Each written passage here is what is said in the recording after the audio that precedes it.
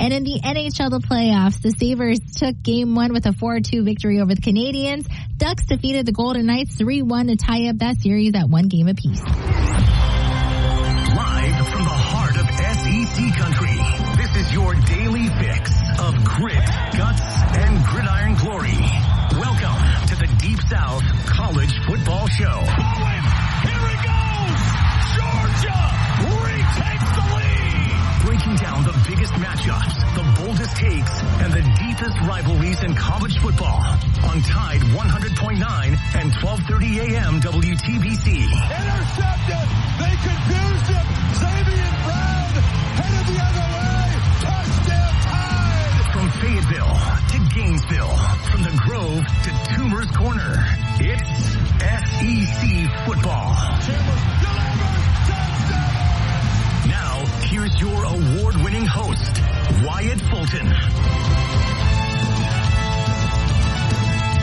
Welcome into a beautiful Thursday here on Tide 100.9 and 1230 AM WTBC and on YouTube, Facebook, and Twitter /X, whatever you want to call it now.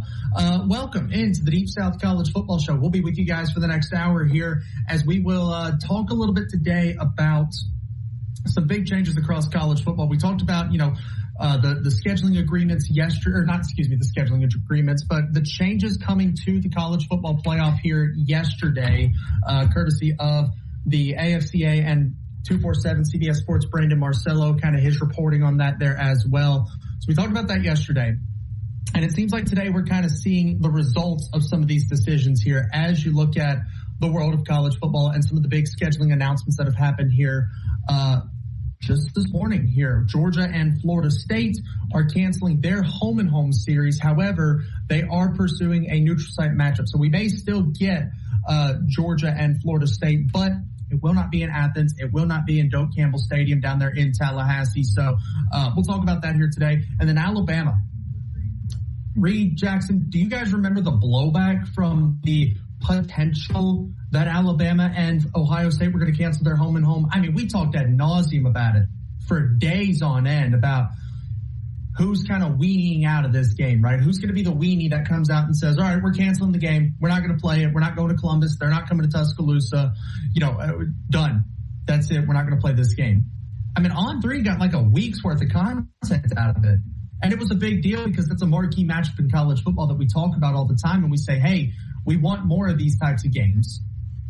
Yeah, I was going to say it's kind of crazy because it got to a point where I was assuming so much that it was going to get canceled that I just kind of threw that out of my head for a little bit. And then when I saw the news today, I'm like, okay, it's still on.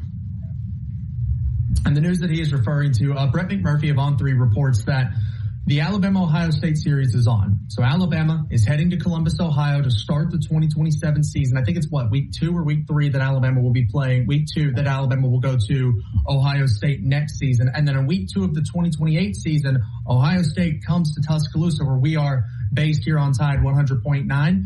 Ohio State comes to Tuscaloosa for a marquee matchup. So it's kind of similar to what we saw with Texas and Ohio State, right? Alabama's going to go to Ohio State first. I imagine that's probably going to be big noon kickoff. So, brunch with the Tide here at 11 a.m. next season there when you look at Alabama going to Ohio State. And we don't know the kickoff time yet of Texas and Ohio State this season. But because of the media rights deals with certain conferences, right, the Big Ten is very heavily leaned on Fox for their primetime matchups and it's big noon kickoff. So when Texas rolled into town, they got big noon kickoff. ESPN and ABC control the SEC's television rights, and their marquee games are always 6:30 on Saturday night. So Texas, we don't yet know the kickoff time of Texas and Ohio State, but you can almost assume with that being one of the 2 marquee games in week 2 there, you've also got Tennessee and Georgia Tech, I believe. You've got Oklahoma and Michigan in week 3, I want to say. So, I mean, there's even if it is week 2, you slot that into the 2:30 slot. Or no, excuse me. I take all that back. Oklahoma got Michigan at home last season. Oklahoma now has to go to Ann Arbor in the Big House, meaning Fox will control that game. So already we can kind of see television schedule piecing together here. Probably going to be Michigan, Oklahoma, if that is the same week, at 11 a.m. on Big Noon Kickoff. And then the night slate will more than likely be Ohio State and Texas from DKR Memorial Stadium down there in Austin. Going to be a great matchup. And I imagine that's what we'll see with Alabama and Ohio State as well, as that series is slated to continue. I assume it'll be, big noon kickoff that Alabama will get when they go to Columbus, and then Ohio State's going to get College Game Day. Chris Fowler, Kirk Herbstreit on the call at 6:30 in Tuscaloosa. When you look at the matchup between the Buckeyes and the Crimson Tide returning to Tuscaloosa here, when you look at the 2028 season. However, this does not mean that everything is just all hunky-dory, right? Because Alabama, as you can see here, sharing our screen here, On 3's Brett McMurphy reports that Alabama and Oklahoma State have canceled their home-and-home series for the 2028-2029 season here. So Alabama was going to go to Stillwater here in 2028. Now, that's not happening, right? No 2028 to Stillwater, no 2029 to Tuscaloosa. That's it. This is done and over here when you look at Alabama versus Oklahoma State. And I think this was the right move. I think that was the right one to get rid of, right? When you look at the matchups between Alabama, Ohio State, Alabama, Oklahoma State. And then, oh, by the way, I think in 2028 too, Alabama's starting a home and home with Notre Dame. So you had a bunch of marquee opponents kind of line up with one another right there. And so I'm really, really excited that it was Oklahoma State that got canceled. Reed, I mean, would you have rather canceled with the knowledge that we have right now? The fact that we probably are going to go to 24 teams in this playoff. So you can lose, 3 or maybe even 4 regular season games and still get into the playoff. That's a discussion for a different day. But you can still probably lose 3 or 4 regular season games and make the college football playoff. Digger from Louisiana, jumped on with us yesterday and talked about it here a little bit as well. It almost provides for more of these marquee non-conference matchups because now you're not scared of losing that game. And yesterday we were kind of harping on, expansion's bad, but today we'll play a little devil's advocate. Now you're not afraid of losing to Ohio State. Because if you lose to Ohio State, cool, I can do that 3 more times and still have a chance to make the college football playoff. So you might even get more of these games. They just may be a little watered down at the time when they're played in the regular season. And I think it's also, like you were pointing out, you're able to have a little bit more wiggle room while also testing to see where you are, especially early on in the season before you head into conference play. Absolutely. I mean, that's what Nick Saban loved to do, right? He had the big marquee game in week 1. I mean, Alabama played Clemson, Virginia Tech when Virginia Tech was still, something to sneeze at there. Michigan, Wisconsin, Florida State. They played some of these marquee non-conference games really, really early in the season to kind of test your merit, see where you stand kind of in relation to some of these things across the sport, some other teams across other conferences here in the sport. But you always kind of backed it up with, all right, we're going to play cupcakes week 2 and 3 before we roll into that SEC schedule in week 4 or whatnot, whatever the schedule ended up being. But you get these big marquee non-conference games early to test your merit. And then you can point at that game. If you win that game, you say, okay, great job. You're one of the best teams in the country, but it's September. We got 2 more months before we even can think about postseason play. We still got to roll through the rest of September. We got to get through October and November and maybe even a conference championship game before we can even think about, hey, now it's time to go compete for a national championship. So I like to play devil's advocate.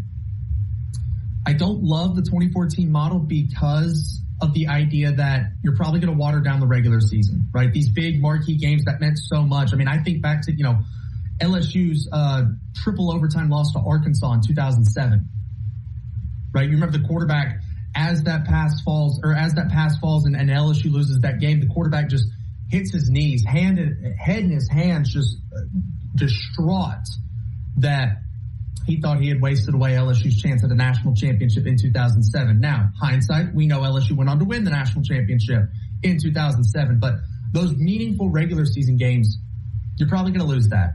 The utter heartbreak of losing to, your biggest rival in the 2014 era, kick 6 is meaningless, right? Alabama 11-1 at that point.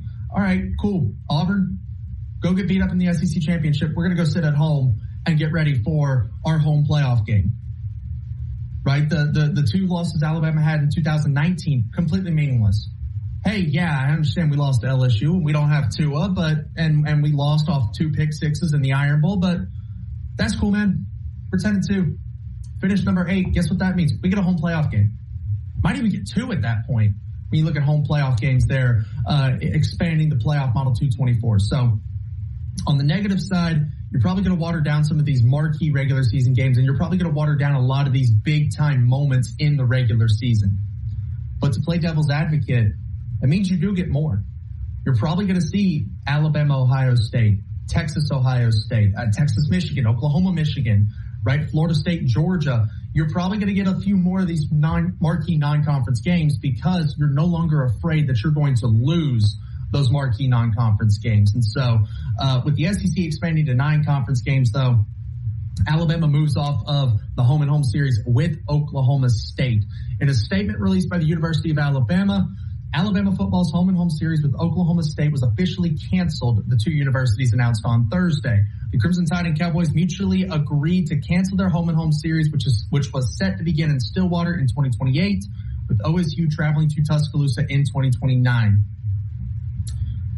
Alabama painted it as, yeah, man, we just both decided, you know what, we're not going to play this. All right, it is what it is. Oklahoma State's release kind of pinned the blame on the SEC. Maybe not necessarily Alabama, but pinned the blame on the SEC.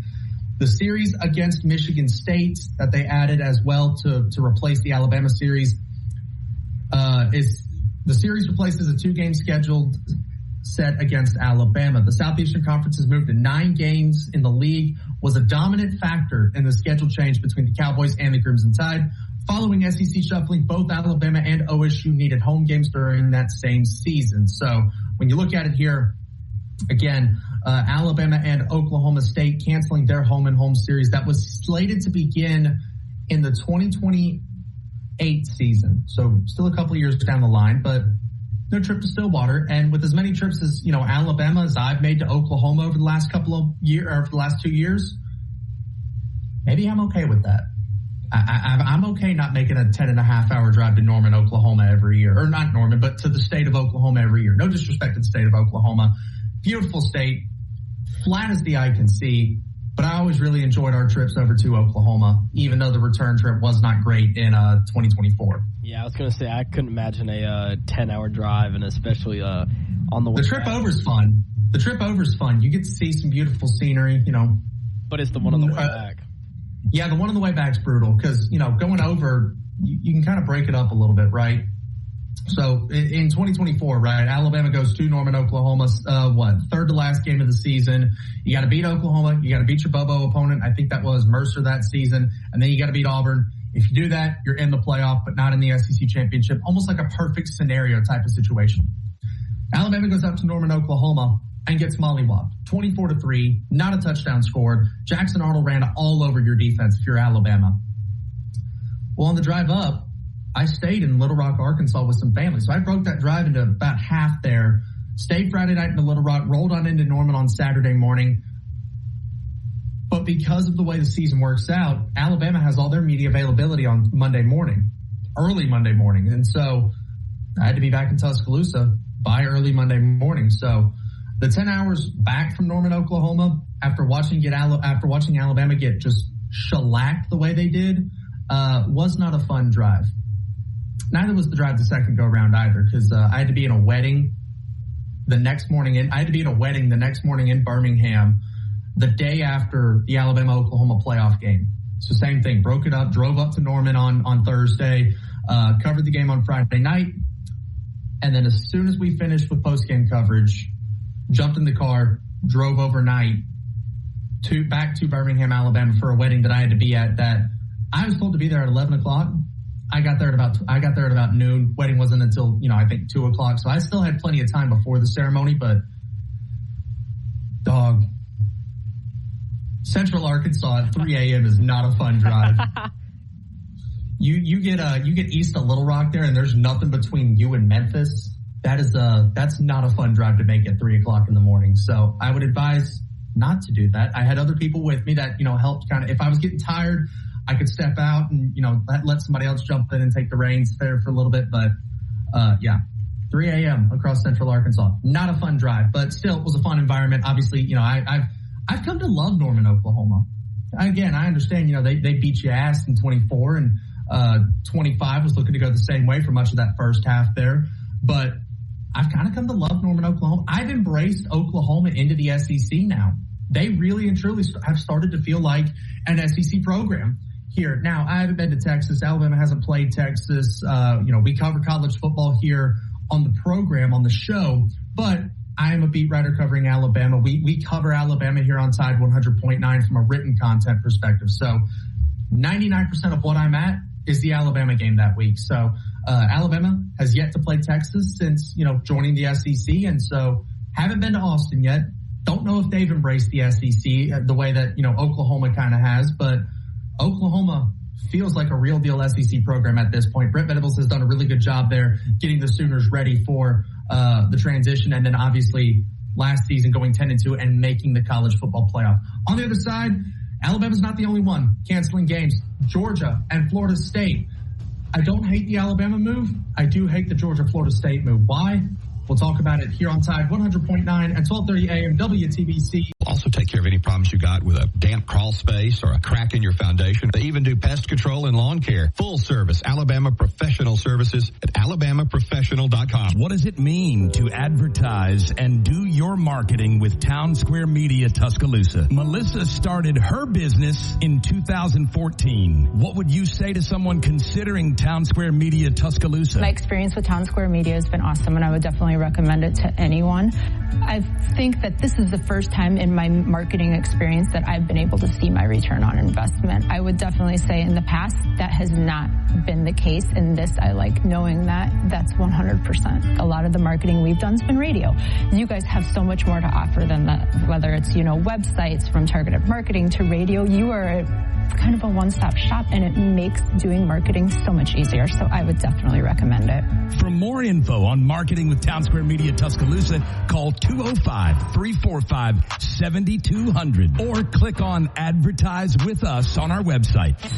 Want to know what's going on with the Crimson Tide? Download the Tide 100.9 app today.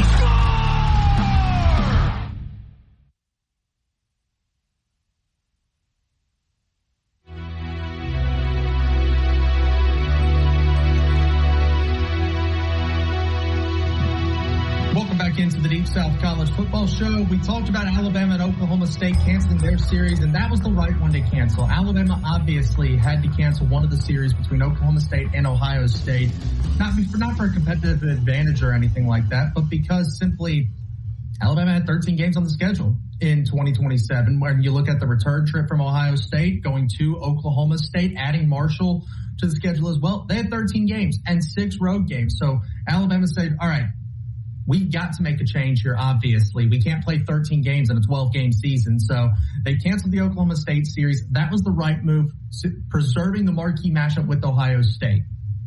However, there's another scheduling change that happened earlier today, and that is Georgia and Florida State have canceled their home-and-home series. This is courtesy reporting of Brandon Marcello of CBS Sports there.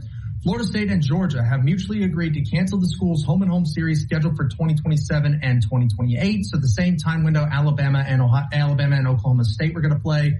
According to Florida State, the Seminoles and the Bulldogs are now in discussion to play a neutral site game, quote-unquote, soon, according to Florida State.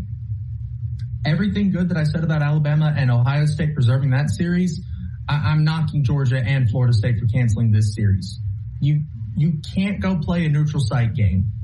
We want these games on college campuses, right? We want to experience the pageantry and the beauty of college football. Getting to see Florida State's mascot and the war chant.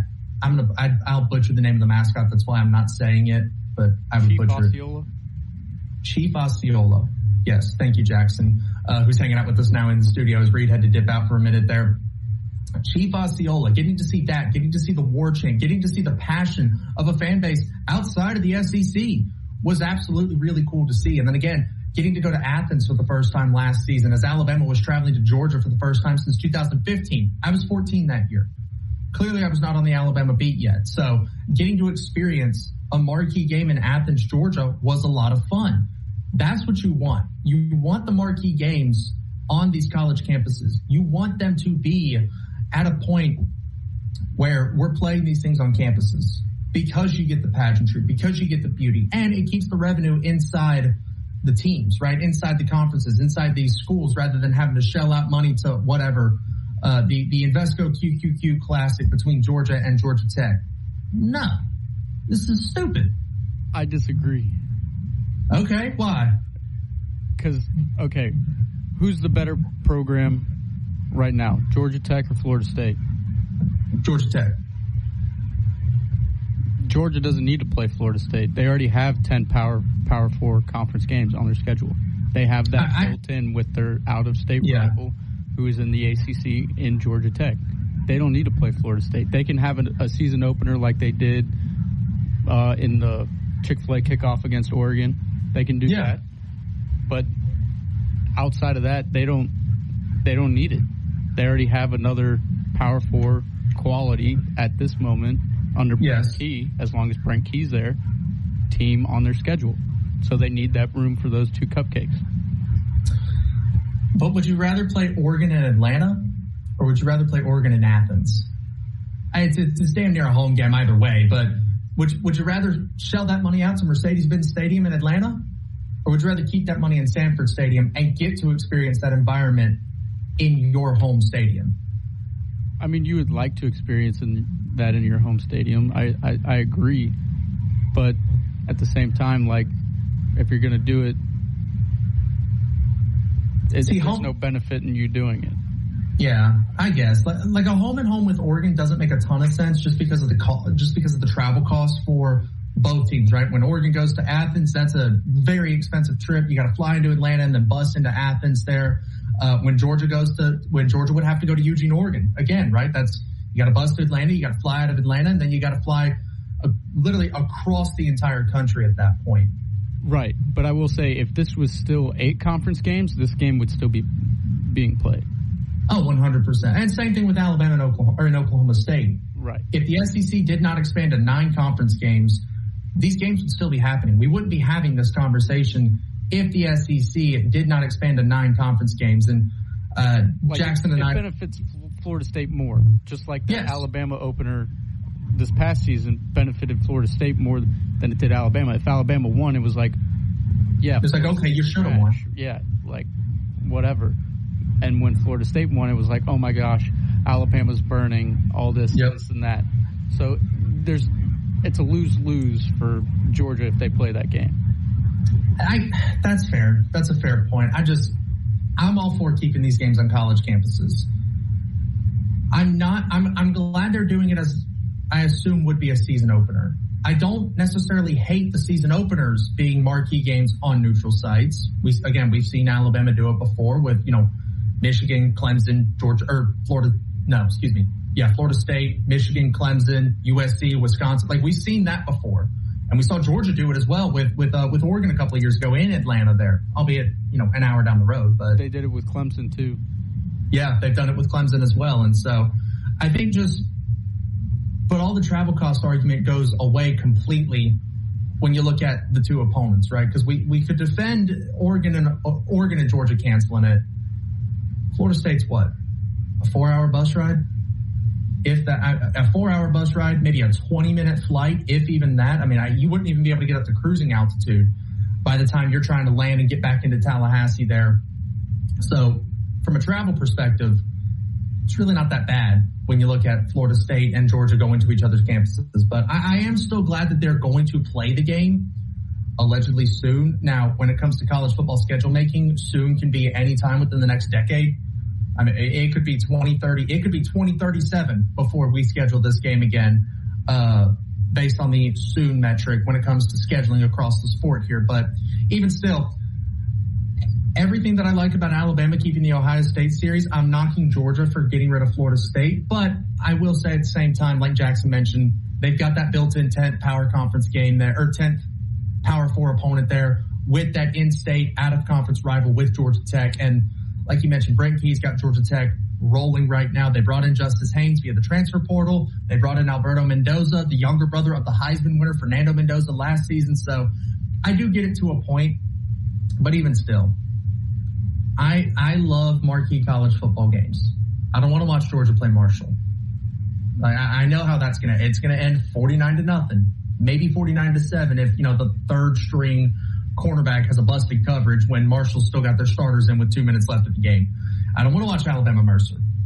I don't want to see that. I want to see marquee games in college football. Sure, and as much as every fan wants to see those games are still necessary, not only for the big team playing the little team, but they're also necessary for that little team because that's how that little team gets funding. I was going to say, we call those buyout games, right? I mean, you pay, Georgia pays Marshall $800,000. Marshall just paid their head coach for the year off one game.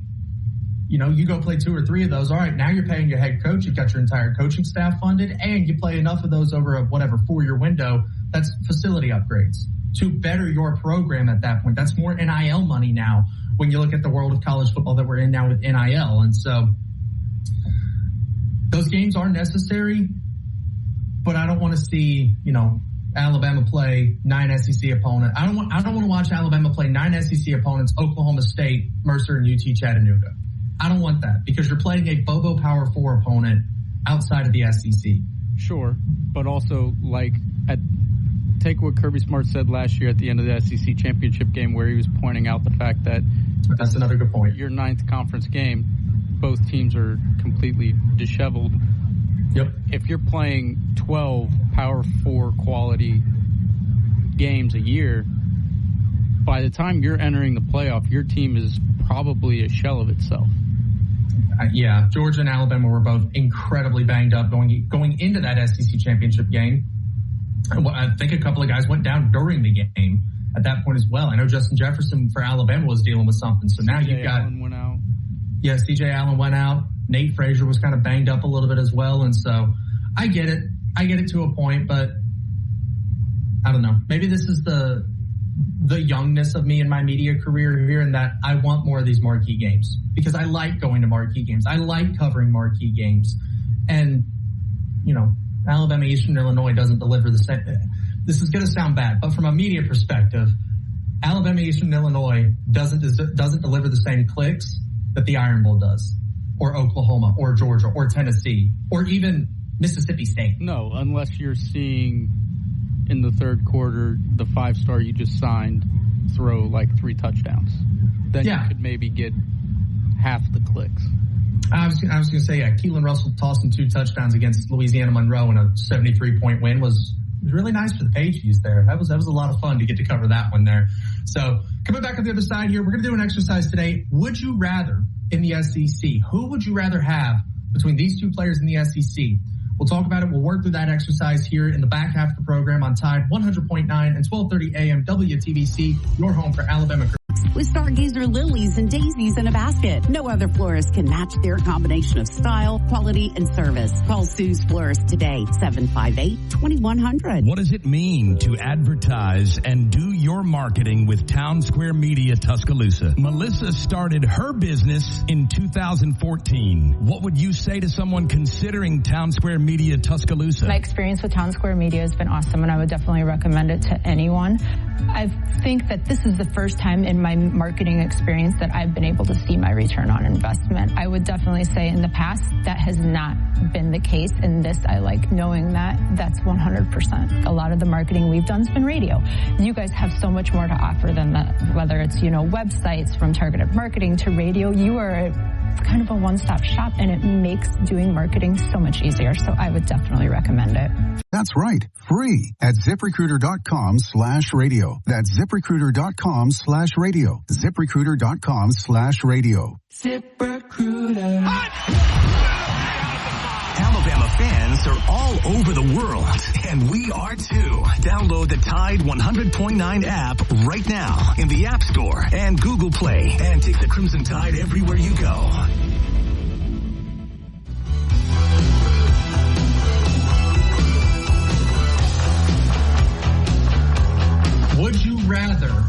Who would you rather have in the Southeastern Conference here? That's the conversation we're having right now here on Tide 100.9, and we'll start with, I think, the top 2 running backs in the country here. Would you rather have Keywan Lacey at Ole Miss or Ahmad Hardy at Missouri? Jackson, before we look at the stats, just off the top, who would you rather have, Ahmad Hardy or Kewan Lacey? It's a tough one because do you want touchdowns or do you want yardage? Yeah. I'd probably take Ahmad Hardy because if he can get through a hole, he's gone. Yeah. So I'd probably take Ahmad Hardy. He's got that game-breaking speed. We've seen both these players in the open field. Kewan Lacey did it against Miami there in that Fiesta Bowl that you see right there on the screen. Be sure to check us out on YouTube for the streaming side of things. Here we post a lot of graphics, pictures, all of our reports and things like that. We'll throw that up on the screen during the stream. So, but Kewan Lacey there did it against Miami. Missouri also did it with Ahmad Hardy. He was kind of the bell cow. Can they complete a forward pass? I think that's the question for Missouri this season because, I mean, they were struggling at quarterback last season. They had 3 to start the year, and they ended the year with 1.5, maybe, because Bo Prabula's knee was not doing what it was supposed to do there. Looking at the stats with these two ball carriers here, Kewan Lacey in 2025, 1,567 yards, 24 touchdowns, 5.1 yards a carry. Ahmad Hardy, 1,649 yards. So Ahmad Hardy's got him beat in the yardage category. 16 touchdowns. Kewan Lacey had 8 more than he did, but 6.4 yards per carry. Receiving game wasn't really a major factor for either player. 29 receptions for 186 yards for Kewan Lacey, 6 receptions for 22 yards for Ahmad Hardy. I will say, Kewan Lacey started his career at Missouri, ended up transferring to Ole Miss here, and then Ahmad Hardy started his career at Louisiana, transferring into Missouri. Ahmad Hardy's got 2 1,000-yard seasons already. Nobody was able to stop him last season. Does this change your mind at all? Even though Ahmad Hardy's got more yards and yards per carry here, Jackson. No, Jackson says this doesn't change his mind whatsoever. We're both going to be rolling with Ahmad Hardy here. Nobody was able to tackle him last season, so why should we have any indication that anyone's going to be able to tackle him this season when you look at the world of college football here? Let's jump out of the phone lines, 205-342-9904. Let's talk with Pat here in Tuscaloosa. Pat, how you doing? Hey, buddy. Yeah, there's some real good running backs for the SEC. But what I want to talk to you about, I met Coach Nick's our wide receiver coach yesterday, and he was wearing a pair of pants, Nike pants that isn't available to the general public. And I was in line with him at a restaurant, and I said, "What do you coach at Alabama?" He said, "How you know I was an Alabama coach?" I said, "Well," I said, "those pants you got on aren't available to the public." But I said, "Man," and he told me to coach wide receivers. I said, "Well, I'll tell you what, if you can get me a Christmas present at the end of the month," I said, "I will be more than happy to put you in for a big raise." And he said, "What you talking about?" And I said, "I'm talking about Bama Sales." He said, "How do you know Bama Sales is coming in the end of the month?" And I said, "Well, I probably follow recruiting, and I listen to Wyatt Fulton, and I follow recruiting probably more than anybody else in Alabama. Probably much as Coach DeBoer." He laughed.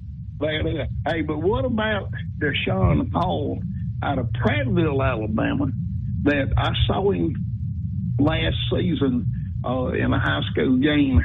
This kid is a legit 6'5", and is a burner. He has good speed. He can cut. He can do everything you want a receiver to do. No, he hasn't been to the amount of camps that Bama Sales has been to, but he may be right there with him. If we could get, we could call them the treetops. We treetop tall. Come on. If we could get Bama Sales and Deshaun Hall, and Deshaun Hall's one of the top receiver in Alabama. He is, and Alabama's in the hunt for a lot of these guys. Like you mentioned, Monson Sales. I'm going to butcher his name. Osai Gales, I believe is how you pronounce his name. Another big-time receiver there. And then, like you mentioned, Deshaun Hall there.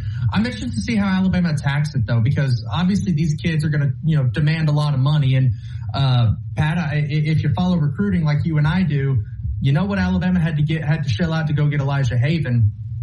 How many more times are you going to be able to do that? How many more times are you going to be able to do that? Because how do you say it's not sustainable? It isn't sustainable for anybody. But again, hey, I'm out there with a deal. We get 100,000 people that'll put up just $2.50 a week. Hey, and we can buy whatever we want to buy.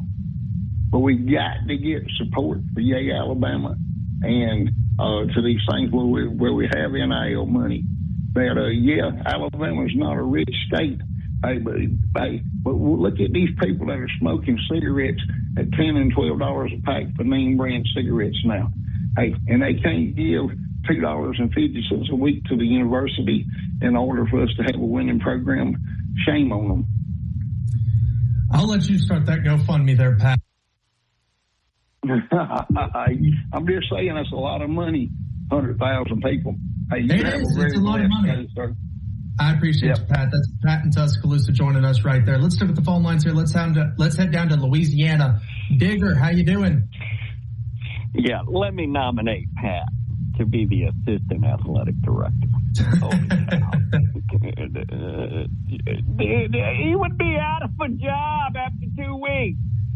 First of all, you don't have 100,000 people in Tuscaloosa, let alone the state of Alabama, that'll contribute to Alabama football. I know they like their football there. I get it.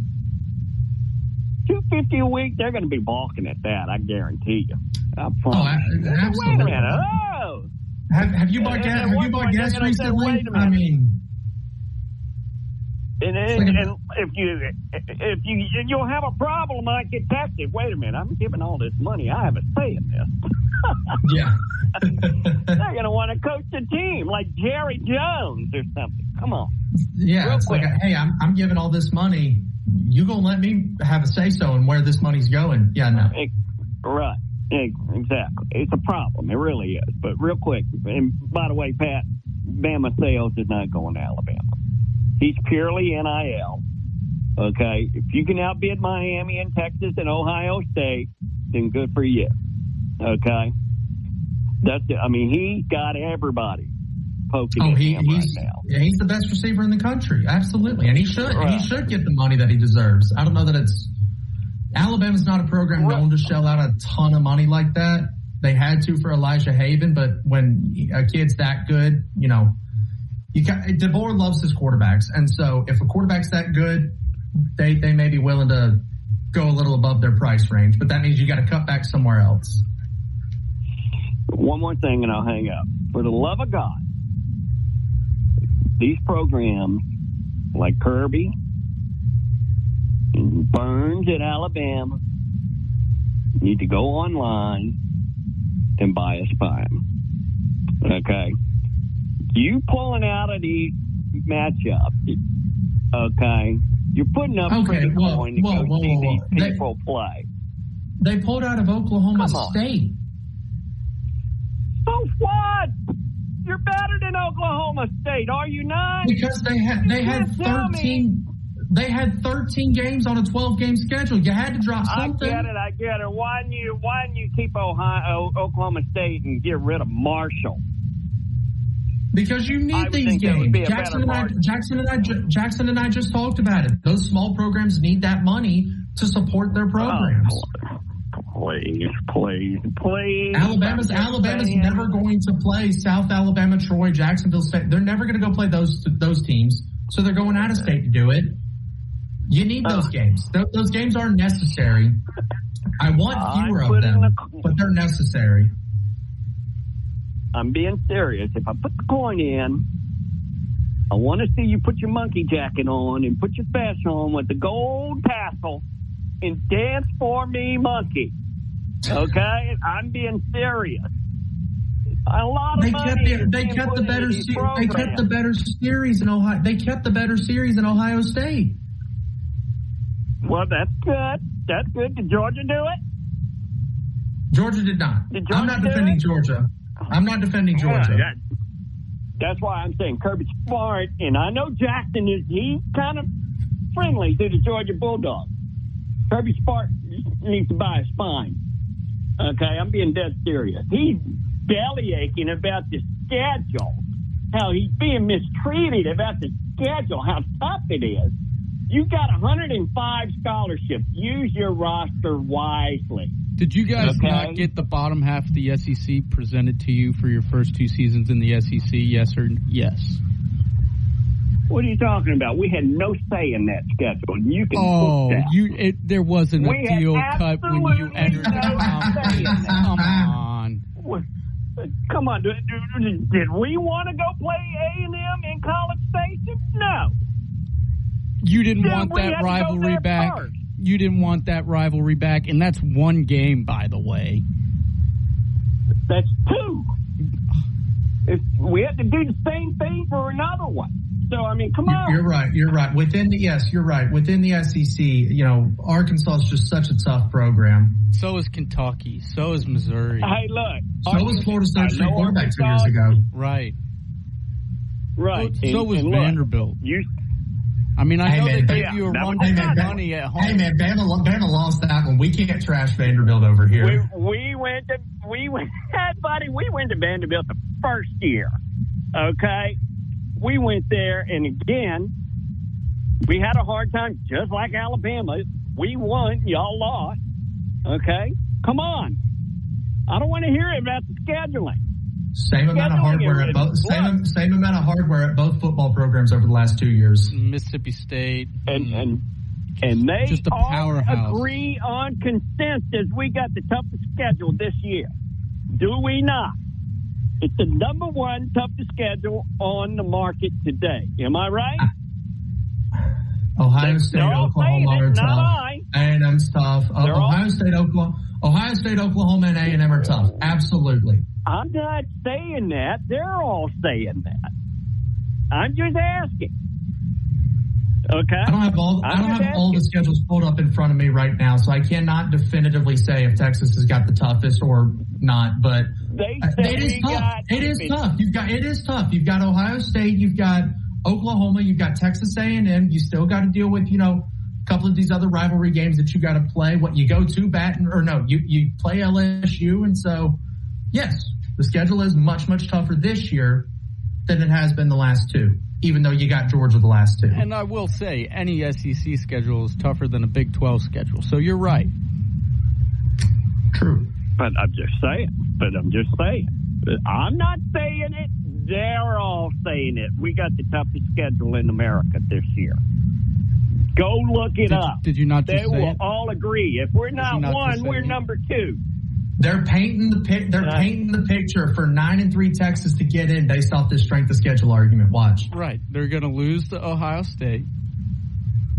They're going to lose to A&M. Sure about that?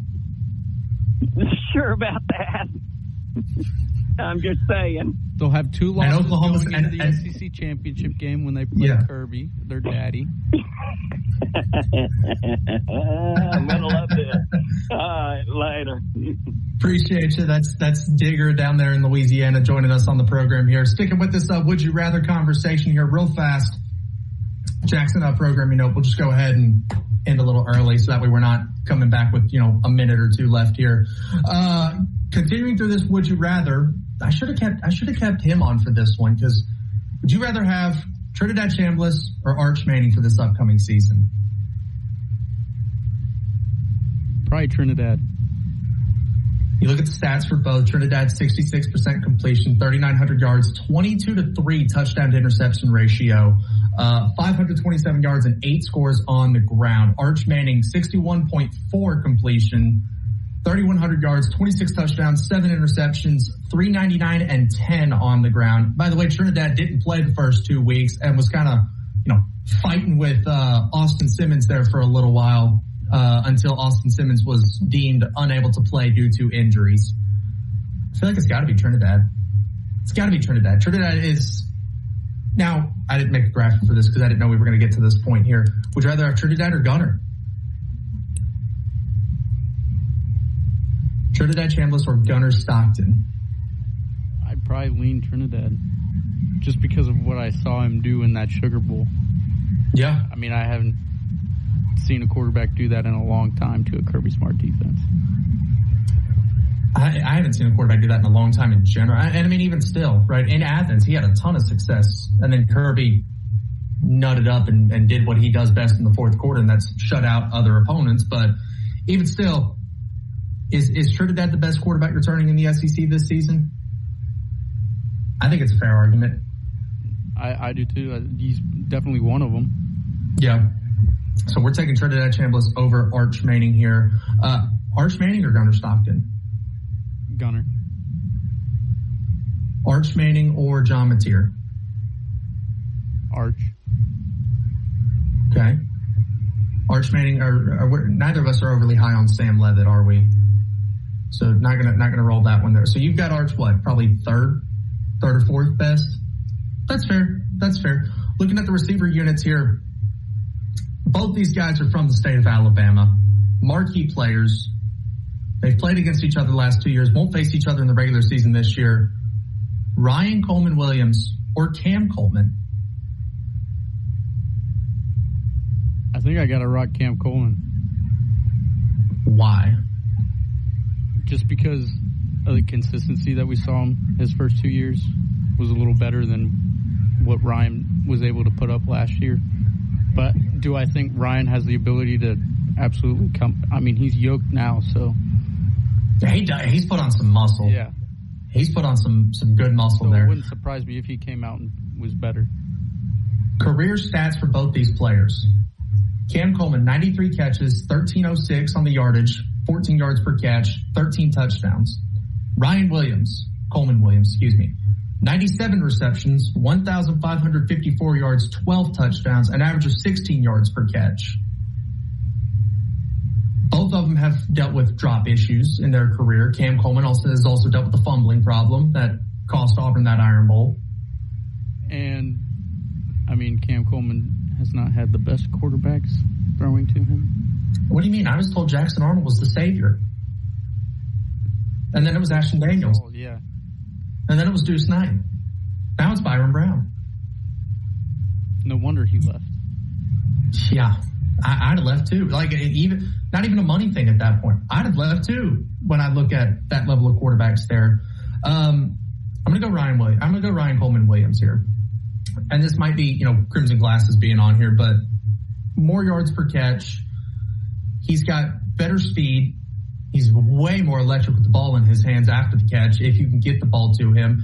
And I still think if he can figure out this drop problem that it seemed like he was maybe starting to later in the year at Oklahoma against Indiana in the Rose Bowl, then maybe potentially you could see a breakout season for.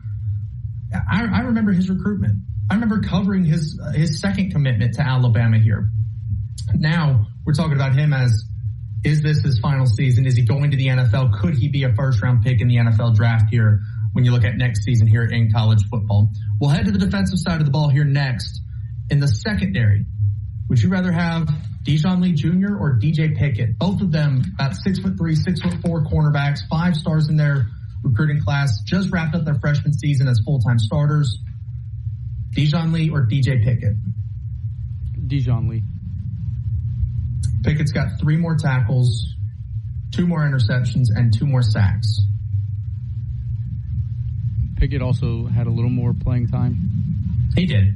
I will say Dijon Lee did not start the year as Alabama's starting corner. He rotated in with Damani Jackson.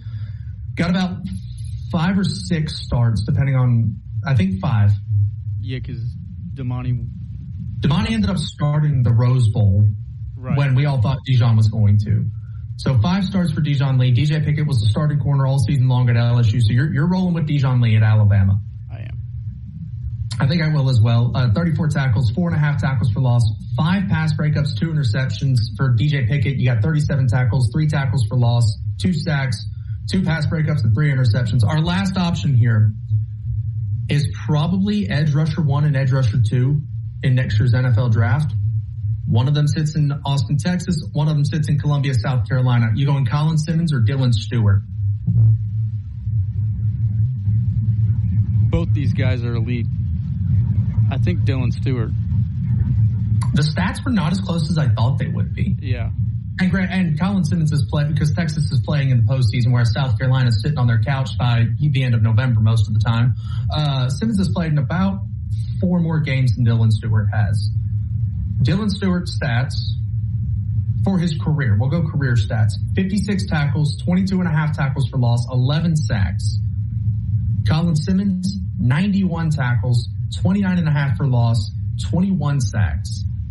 So even though Colin Simmons has played in, 4 more games over the course of his career than Dylan Stewart has, I mean, you're almost 40 more tackles. You're 10 more sacks at that point. Same number of forced fumbles with 6 apiece. I mean, he is South Carolina's entire defense, basically. Oh, 100%. So he's getting doubled all the time. Not to say Colin Simmons is not getting doubled, but I mean, you have more pieces to worry about on that Texas defense than you do that South Carolina defense. This is true. Yeah, Dylan Stewart to me feels like more of a raw prospect. He's just an athletic freak, just a monster athlete. Colin Simmons does feel like the more NFL-ready guy, and so I think if they were both coming out this year, I think Colin Simmons would have gone ahead of him. But even still, if Dylan Stewart can put it all together and kind of put all the tools in place that he needs, I think he could easily be just as good as Colin Simmons here. So that'll do it for us today here on the program. Big thanks to Reed. Big thanks to Jackson. Big thanks to Pat and our friend down in Louisiana for calling here. Coming up next on the radio side,